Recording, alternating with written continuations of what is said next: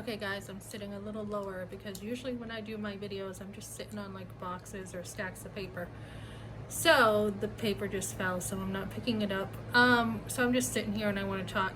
So today I was somewhere, I'm not going to say where, but I'm somewhere, and I see this woman walk in with a car seat with her child who looked like he was probably way too big for the car seat, right? His feet are sticking out and everything. And she looked like she was homeless. She's got this really rough look to her. She's got tattoos all over her. Not that nothing is in of itself wrong with tattoos, but she's got a really rough mannerism to her. And she's picking up her baby and she drops him on the floor in the car seat. And I'm like, you know, just like, oh my goodness. And then she just like picks him up and puts him on the table, which you shouldn't put a car seat on the table, but anyway, she just barely gets it up there. And you know, he's got this dirty face, hair's a mess, doesn't look like it's been combed. And I said to somebody, oh my goodness, somebody knew her, and I said, oh my goodness, I was trying to be discreet, and I'm just like, that kid looks way too big for that car seat. And they're like, yep.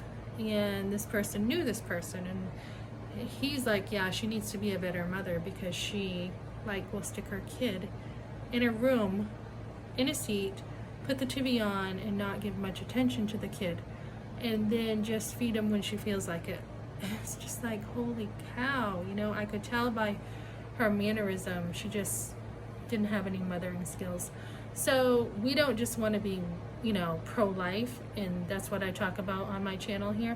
We don't just want to say, yeah, we're pro-life, we're going to have kids, and we'll plop them out and we'll go about our life like they don't matter. Once you have your children, they are, well, even before that, I mean, once you're pregnant, they should be like your life, right? And I remember a picture of my mother when she had a baby shower and she was pregnant for my brother, and there was a picture of her with her shirt up over her stomach, and she was showing off how big she had gotten with my brother. But my mother came from a really rough life, and you could see in her face she had it rough. She just looked like my grandmother was an alcoholic, and then my mother was drinking. When she met my father helped her turn her life around a lot, but my mother had it rough. So she wasn't quite there, you could see, although she did have support for the pregnancy. She had a rough life, but she had, you know, family around for her wedding in a small church in New Hampshire. She had, I think she was knocked out with her birth, so she isn't going to remember that, but she did have a lot of family around to help her raise her kids. And, you know, it's just, there's a lot of women out there who just have their kids and they're not killing them legally, but they're not mothering them. So I saw a post today, you know, are you wife material? We could ask the same thing. Are you wife material? That includes being a good mother. Like, a mother will be nurturing. My husband told me his mother was never nurturing to him. And so being a good wife means you're also going to be a good mother. Like, guys can have fun with women, right? Any woman can show off and act like they're all fun and games, but is she nurturing? Does she love children? Does she is she nurturing to her husband? Something my husband loved about me when we were dating is he got a lot of his needs met that he didn't get met at home. Like, he was really glad that I was so outgoing and attentive and responsive to him, where his mother was as cold as ice. He used to tell me she's as cold as ice.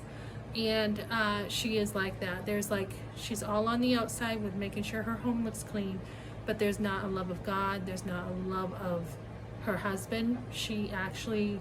They were going through divorce, but for some reason I think Rob worked it out with her or whatever, or compromised, I should say, became a yes man. She didn't really have a lot of love for kids. When she used to babysit, she used to pick on, you know, these kids, Michelle and stuff.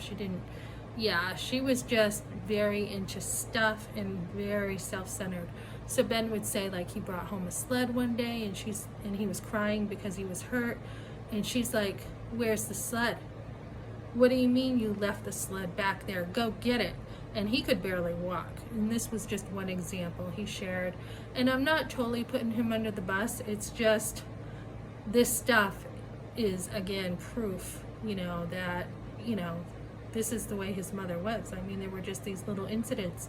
And I remember we went over there before, and she had made something for us to eat, and one of my kids didn't like it, and she was so offended because my husband had to eat everything on the table, including beets.